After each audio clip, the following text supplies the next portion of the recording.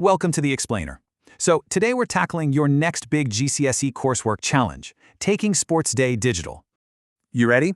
It's time to totally ditch those outdated methods and design a slick, modern system. See, staff usually rely on slow, error-prone paper clipboards. Your mission?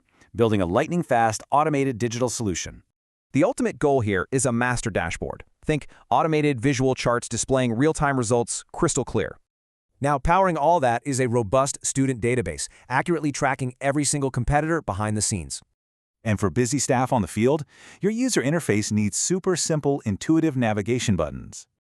But the real magic is using formulas, like the sort function, to generate automated house rankings instantly.